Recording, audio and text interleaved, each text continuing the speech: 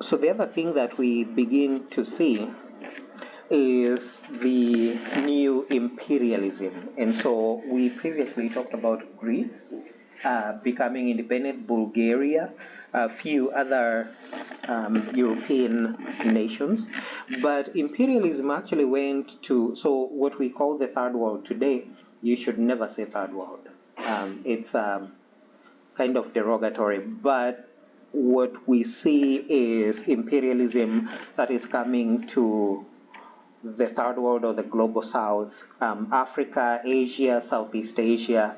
And so that is where we left. And so one of the other places that are taken over by European imperialism is Egypt. Now, I'm sure you probably have bought bed sheets that say Egyptian cotton.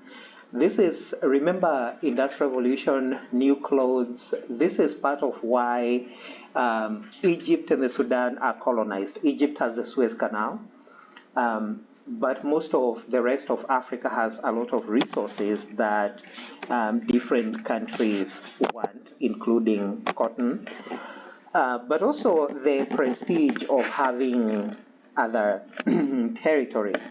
Now, the strange thing about Egypt is that its imperialism was almost organized. So the Ottoman Empire that controlled Egypt, so most of North Africa,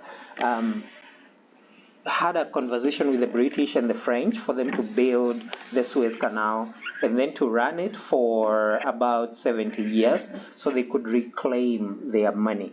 Now, of course, the Suez Canal was important because it reduced the travel time to India and other places. So the Suez Canal was built in 1869. It's still there today. And if you pay attention to modern politics and events, you will have heard that Yemeni rebels are firing on ships that are going through the Suez Canal. So again, it's a point of contention. But the agreement between the Ottoman Empire and the British and the French was for the British to run Egypt for a while, until they could recover the money that they spent building the Suez Canal. So the British and the French joint debt commission they took. So this is what was generally called the build, operate, transfer. You build something, you operate it for a while, and then you transfer it to the government that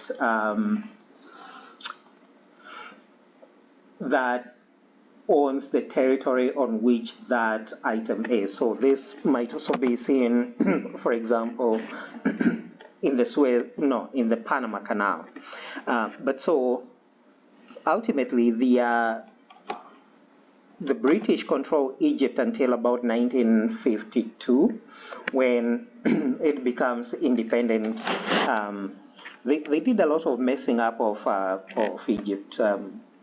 But so this map really kind of shows you what was going on in imperialism by about 1900, and you can sort of see who controlled what. So most of West Africa was controlled by the French. Italians had some element of control in the north and east. The British had a lot of control in the east and south. And then other different powers controlled smaller territories. So there were maybe 1, 2, 3, 4, 5, 6, 7, about 7 different major colonial powers. And so Africa would be controlled or colonized between about 1885 to the last African country became independent about 1989, so not too long ago. This is another good maybe view of Africa's colonization. And so the only two countries that were independent, that remained independent for a while, were Abyssinia, which is today's Ethiopia, and Liberia, which, as you might know, was created by the United States. The goal was to move Africans who were in the US, or the future African Americans, the idea was to move them back to free them from slavery and then move them back to Africa. And so nobody really wanted to colonize Liberia. Liberia had its own challenges. So when you think about British colonialism, I think there's nothing that represents British colonialism better than Cecil Rhodes. And so you will probably want to note that initially countries were not colonized by other countries. In fact, they were controlled by trading companies. We talked about the British East India Company that sold everything to everyone, and that also sold the tea that was dumped in Boston Harbor that began the American Revolution. So Africa was initially controlled by two companies, the British South African Company, started by Cecil Rhodes, and by Imperial British East Africa Company. I think there was a British West Africa Company. I'm not very certain about that. But so we talk about the scramble for colonies. So Africa was a target, but so was Southeast Asia. And so on the right, you see a map of Southeast Asia. We talked about China, the US appeal that China should not be controlled. But the rest of Southeast Asia was controlled by different countries. So, for example, Malaysia was controlled by the British, Indonesia was controlled by the Dutch, and the French controlled Indochina, or what would become the future Vietnam, Cambodia, Laos. You might remember that the US eventually had to fight there for about 20 years. And so when you sort of think about globally, European countries are rushing to colonize and control territory. I briefly mentioned the importance of weapons. So, for example, so I think we should talk about two maybe ideas here. So the Europeans are colonizing everything that they can. But what is the reaction of the native peoples who are being colonized? A lot of the time it was resistance. Now, resistance requires you to have often good weapons, and sometimes the people being colonized didn't have really good weapons. Sudan was an example, and so we see these rebel leaders rise up and try to confront the colonizers. And so, for example, in Sudan, Muhammad Ahmad bin Abdallah was one of those, and he rose up against the British. But the British actually slaughtered the Sudanese because they had the new Maxim machine gun, killed about 20,000 Sudanese. And then took over Sudan together with Egypt. Other places that we have actually previously mentioned, France took over Algeria in 1830. In 1834, they took over Tunisia. And so you can sort of see how the French are encroaching on West Africa. They'll eventually control most of West Africa. But what then colonialists are beginning to find is that even running these colonies is not everything it was cracked up to be. They are expensive. There's rebellion. In places like Tunisia, only a small part was actually productive, where they grew olive oil, barley, wheat, fruits, and nuts. But also the southern parts of Algeria and Tunisia were populated by people who moved from time to time with their animals. And so how do you actually get them to pay rent, taxes? They just kind of move away, and then what do you do? So these are the initial individual country attempts to colonize people. And so by 1885, there's a movement among Europeans to try and figure out how do we colonize people without fighting each other. And so the Berlin Conference is organized by Otto von Bismarck in 1884 to 1885. Now, some people will say that Otto von Bismarck organized the Berlin Conference. to figure out colonization of Africa because he wanted to appease the French. Now, remember he had just taken over a whole bunch of French territory, Alsace-Lorraine. And so this conference actually gets about 14 European countries together, including the US. And the objective of the conference was to define the conditions under which future territorial annexations in Africa might be recognized.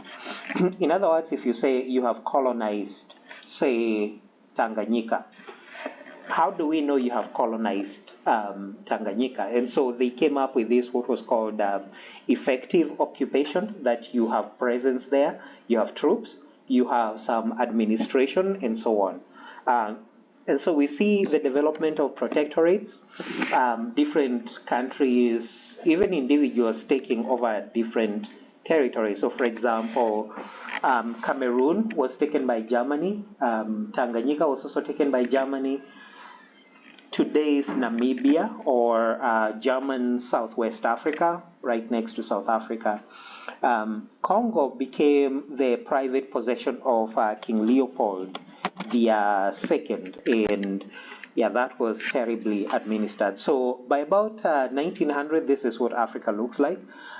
Most of West Africa was controlled by the French, but with, for example, British control of the Gold Coast, Nigeria, Cameroon, of course, by Germany.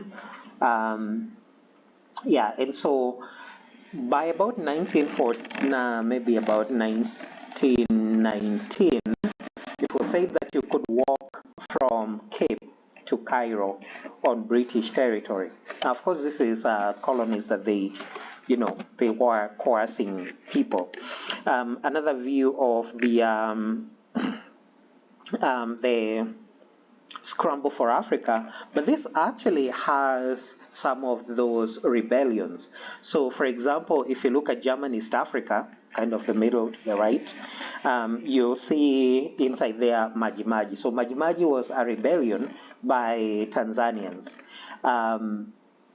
If you look at, for example, German Southwest Africa, southwest, you see, for example, the Herero and the Nama, who opposed the British and, the Germans, and they were slaughtered in huge, huge numbers.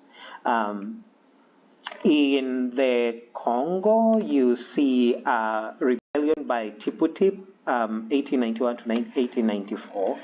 But so I think the broader thing we are interested in is how did these populations react to foreign control, and a lot of it was violently. Now, of course, most of the rebellions were put down with superior weapons. Now, sometimes it's useful to go back into history and ask ourselves, how, for example, did Europeans become so successful at colonizing people and places? And so the church, and I refuse to say bad things about the church, don't want to go burn in hell, but so the colonization of Africa owes a lot of the exploration to missionaries. So if you remember when we started these conversations, we talked about the European Reconquista and the question of what did the Europeans want with these outside colonies and peoples. We mentioned that they wanted three things: God, glory, and gold. So to spread Christianity, to gain wealth, and to spread civilization. And so you actually see missionaries doing this in sub-Saharan Africa, but you also see them beginning to do a lot of mapping. And so they map where rivers are, they map where populations are, those kinds of things. But also there were tales of exotic, mysterious lands and peoples. I think you only have to read Conrad's, what's his name? It's his publication to sort of see what the views of Africa were. But so European missionaries, especially the Church Missionary Society, but also other people, including, for example, the American journalist H.M. Stanley, Henry Morton Stanley, who met with David Livingstone, one of the prolific colonizers of Africa, but also someone who pretended to find things that were already there. So, for example, if you ever go to Zimbabwe, you might run into the Victoria Falls. These are Lake Victoria in East Africa, and so apparently, at least the way we were taught, Livingstone and other explorers found these things, and I keep thinking, but they were there. So they were named after European explorers and or European monarchs, so like Victoria, Victoria Falls, and so on. So this map gives us a sort of view of the spread of Christianity. So the northern parts of Africa were predominantly Muslim. So the missionary society is kind of focused on the south of the Sahara.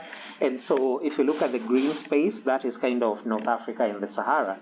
The rest of it is what we generally refer to as sub-Saharan Africa. And so these missionaries are doing certain things, like we saw they were doing in India, translating the Bible, starting schools, converting Africans, and so on. But they also ran into some major challenges, including, for example, malaria. Now, if you ever travel to some of these places, you will definitely probably need a yellow fever shot. CDC will recommend that you have a yellow fever shot and malaria pills and those kinds of things. Malaria is not prevalent in the US. And so, it kind of killed lots of people, particularly Europeans. But they still saw this civilizing mission, this Christianizing mission, as really important because apparently Africans had anime superstitions, but they were also seen as inferior. So again, remember the Enlightenment ideas that were spreading.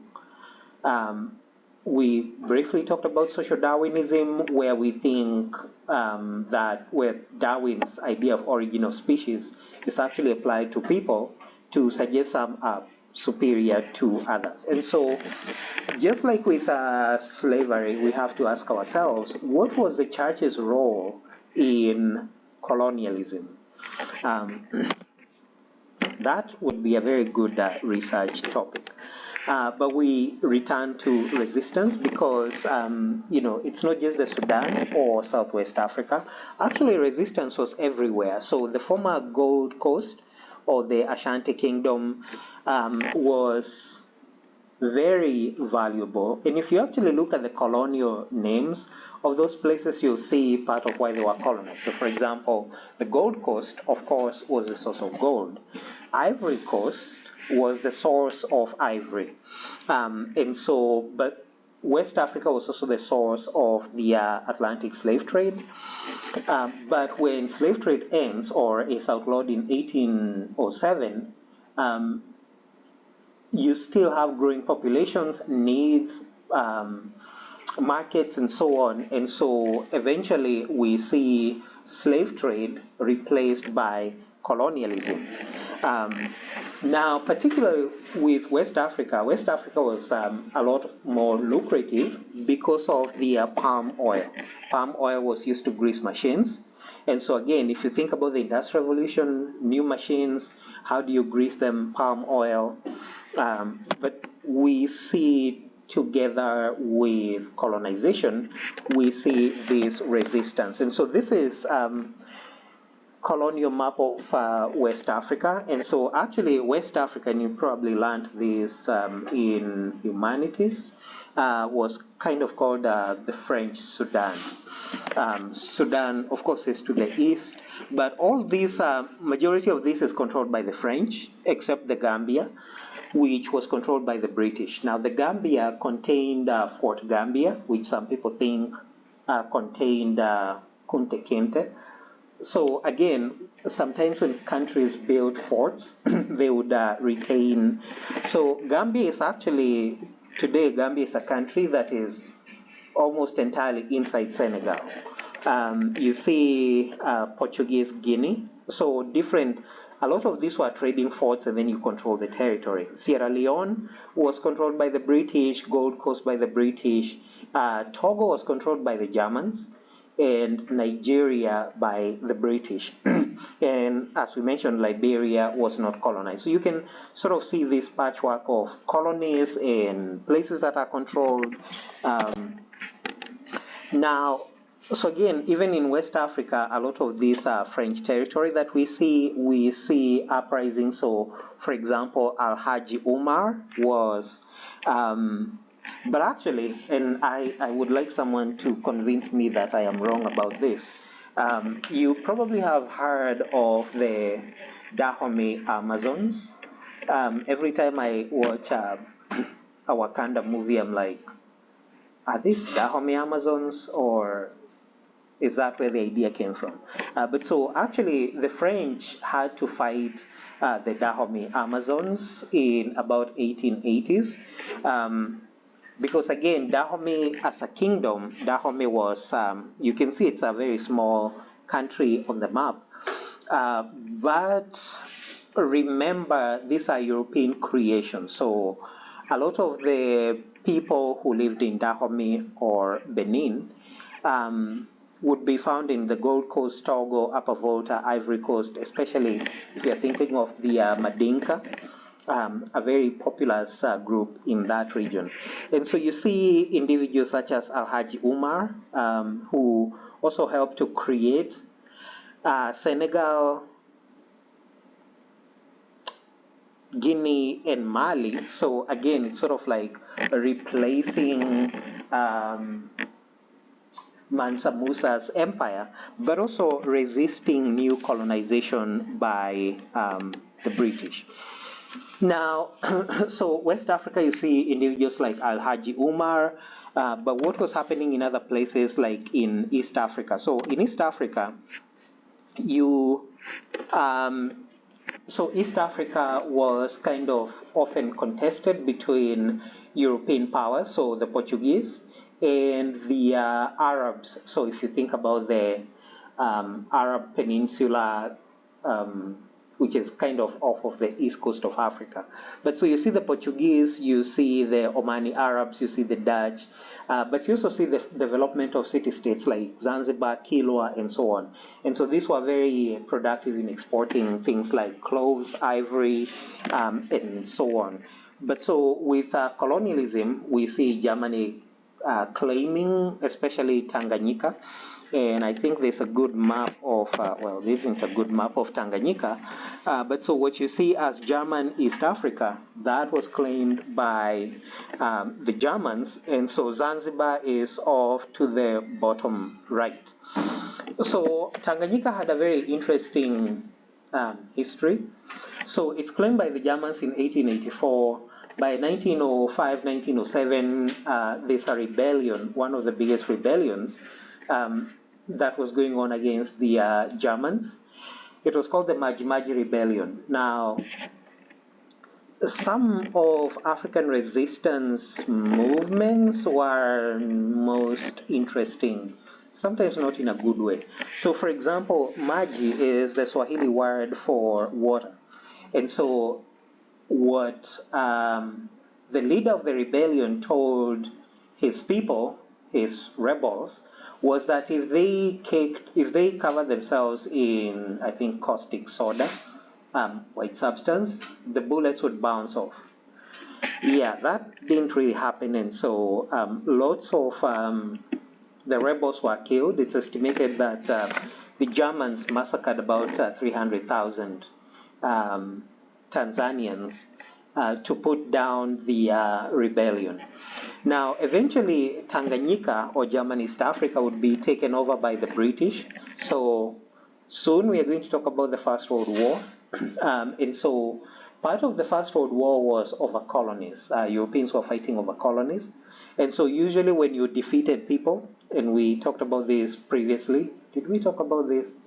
Maybe. Like when the U.S. defeated Spain, took over Cuba, and took over the Philippines and Puerto Rico and other places. So the First World War, the Germans lose the war, Britain takes over German East Africa, and now you can literally walk from Cape to Cairo on British territory.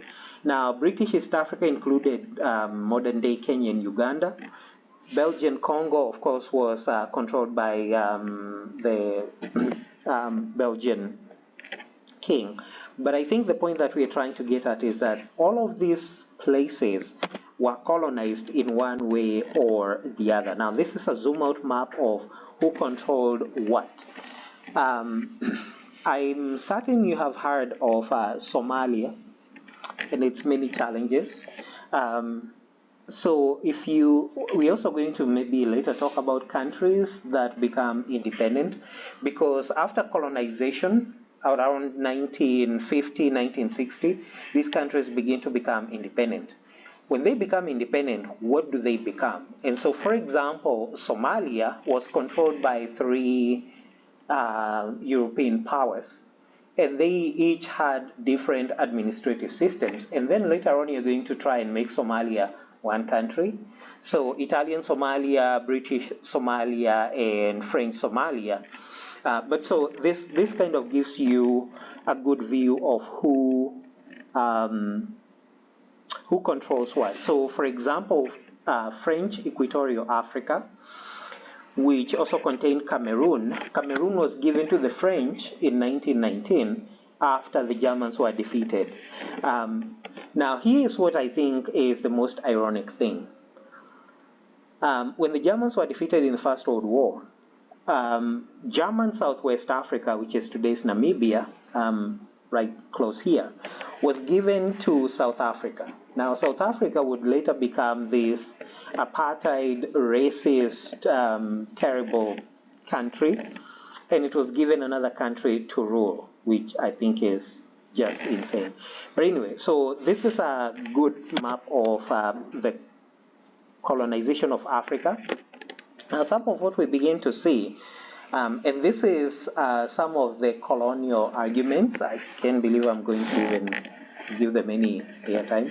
But so one of the challenges of the interior of Africa was transportation. People used foot, maybe donkeys, so there weren't very good transportation systems.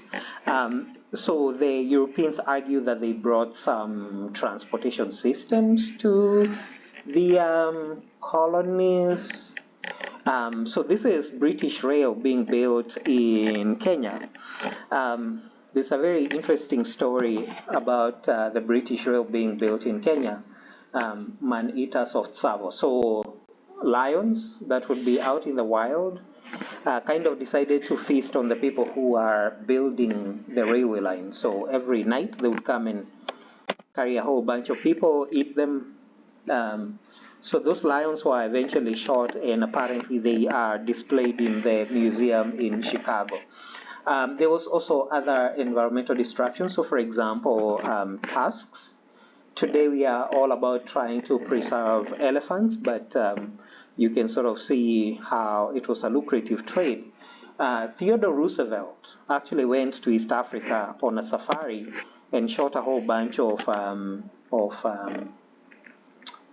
elephants and tigers, well, not tigers, leopards and other things. But so, the thing is, there were protests to colonization.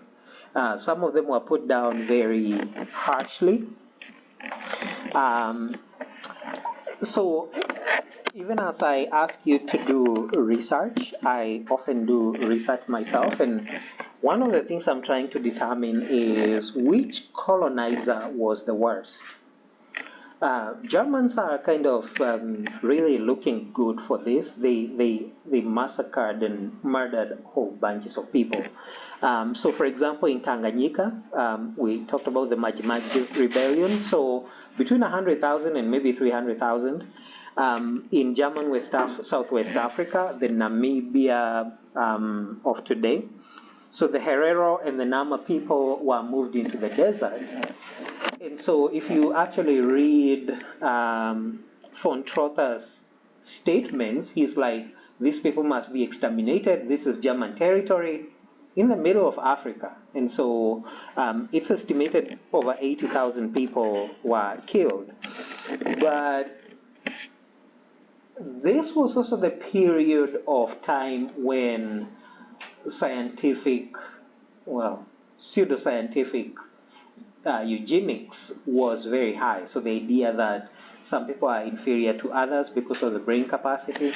So the Germans actually wanted to test that, and they took a whole bunch of skulls to the University of Heidelberg, I think. Those skulls were rediscovered in 2011. And so the idea was to measure whether, there was the same kind of intelligence. And so you can sort of see some of these colonial atrocities. The Germans were just horrible. The Congo, of course, as I mentioned, King Leopold, personal property. So King Leopold is actually also looking very good for the worst atrocities under colonialism. And so the Congo is a very productive place even today. It was the source of the uranium that was used during the first atomic bomb. But so a lot of what went on in the Congo was mining, rubber camps, and so on. And so it's estimated about 3 million Congolese were killed, starved to death. It was. So the Congo saw unusual levels of brutality. I often recommend that you read certain things, and one of the things I recommend that you read is King Leopold's Ghost, detailing some of these atrocities. But so some of what they would do is what you see on the screen. Wait, no, you don't see that on the screen. Now you see it. So if your village didn't meet its rubber quarters, they chopped off legs and hands of babies. I am not quite certain how that would make you more productive, but apparently that was one of the strategies. So coercing the population, but you actually see a lot of this.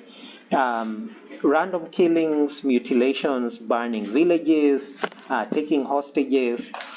And so colonialism was a really horrible thing.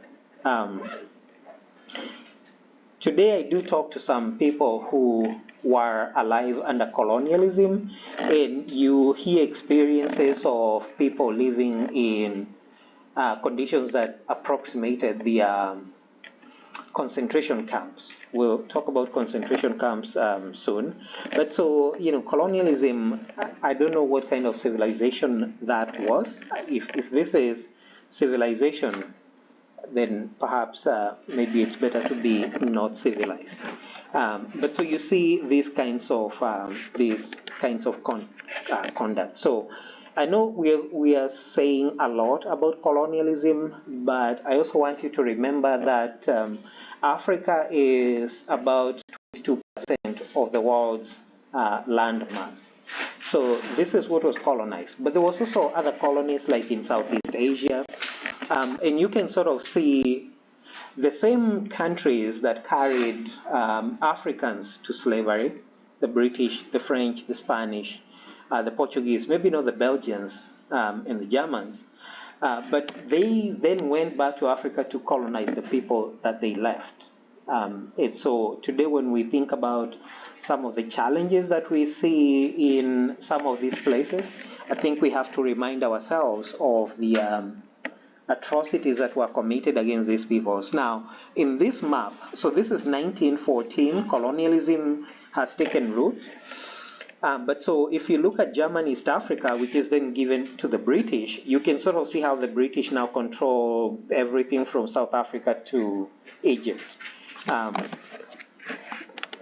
And so this is kind of what Cecil Rhodes, this was always his dream, that you walk on British territory from South Africa to Cairo. We briefly talked about Indochina. And so colonialism or imperialism was not just concentrated on Africa. We talked about India, which is to the west of what's on the map. But so you see the British control Burma, the French control Indochina. Now Siam, which is today's Thailand, was not colonized, so it was left independent. Indonesia is what you see, Sumatra, Borneo, and so on. And of course, you see the British Malay. Yeah. Now, the Philippine Islands. So, for the first time, we actually see the United States enter the map as maybe a colonizer in the imperialist kind of sense. So, it takes over Philippine Islands in 1898. So, if you have read about the Spanish-American War that was initially over Cuba, now there had been very robust discussions in the US about whether the US should be an imperial power or not. Some people said it should be. So, for example, the takeover of Hawaii was that kind of, we should be like an imperial power. And so, when the Spanish-American War occurred, the US took over Cuba, but also took over Puerto Rico and the Philippine Islands. And so, kind of becomes a colonizer. Now, somehow this got, Indonesia is a very interesting country. Or this thing can eat you whole. So, if you ever go to Indonesia, which has about 17,000 islands, maybe stay away from the Komodo dragons found on Komodo Island. But so we see Indonesia controlled by the Dutch.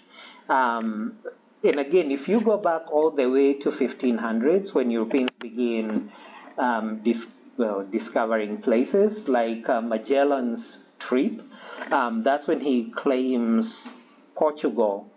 He claims the Philippines for Spain. So we're probably not going to focus on a lot of this William of Orange, but a lot of these territories will exchange ownership.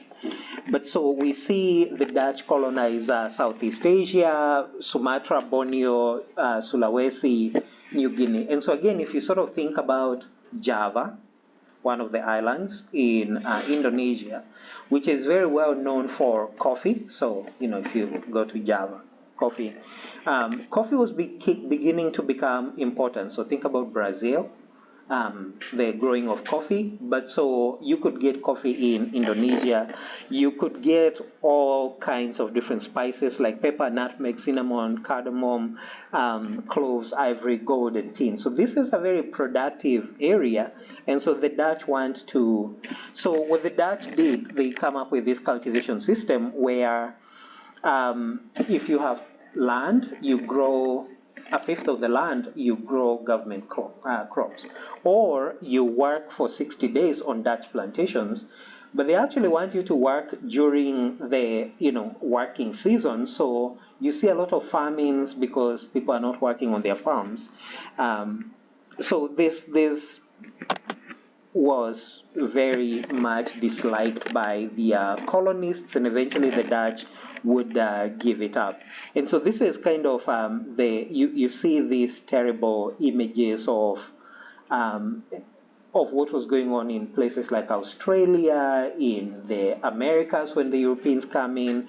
So tradition is mixed with modernity. So for example, Dutch judges meting out harsh sentences, the punishments, the tropical wood for export, so exploiting these places. And so this is a good map of the Dutch East Indies.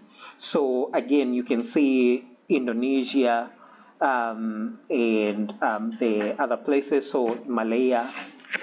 And so again, some of these places were difficult to control because it's a bunch of islands. Like, how are you going to control and coerce people if they move to a different island? And so colonialism also ran into challenges of geography. Now, I have briefly mentioned maybe the Philippines. The Philippines got its name from King Philip II of Spain because, Magellan his circumnavigation of the world, even though he was killed in 1521 by Lapu-Lapu, who was a traditional warrior. So apparently Magellan decided to spread the gospel to Lapu-Lapu and his men, and he was stabbed to death. So that kind of and so the United States, when it took over the Philippines, the U.S. Controlled the Philippines between 1898 and 1946, when Philippines became independent. But so the way stories are told is very interesting. So on the right was what the Philippines government, that's the sign they put up. Lapu-Lapu. Here on 27th April, Lapu-Lapu and his men repulsed the Spanish invaders, killing their leader.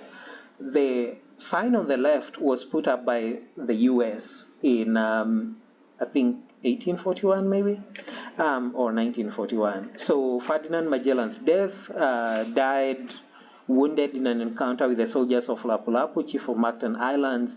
And so it's if you sort of think about what people focus on, like, you know, the Filipinos are focusing on repulsing invaders. The U.S. is focusing on the death of Magellan. But so Spain was actually a very profitable part of the Spanish Empire. So a lot of products went from South America to Spain and China and other places. And so we do see a lot of, so Spain was controlled the Philippines for about 300 years before, well, maybe 350, before it was taken over by the U.S. in the Spanish-American War. But so there was commercial agriculture, exports, rice farms, settlements by the Chinese. And so actually, if you think about Malaysia, Indonesia, there's quite a bit of anti-Chinese sentiment because the Chinese kind of settled there during the Spanish occupation. But so we see some reforms. Now, Spain wanted to keep the Philippines because, remember, Latin American countries are becoming independent in the 1820s. So it's sort of like, how do we not lose everything? But so we see Filipino resistance. We see the development of a Creole class. So the Spaniards, when they colonized places, were very interesting. They would bring full-blooded Spaniards from Spain who were sort of the top of society, and then you'd have the Creoles, and then the rest of the people. But so you actually see Filipino resistance by individuals like Jose Rizal, Aguinaldo, who was actually fetched by the U.S. to come and help resist the Spaniards. Very strange. But anyway, so if you sort of think about colonialism more broadly and zoom out of the map, you can see the places that were controlled in the Eastern Hemisphere. Now, in terms of the whole of colonization, this is a map that shows us who was colonized. So the Philippines, East Indies, Australia, India, majority of Africa. We probably briefly mentioned the Philippine American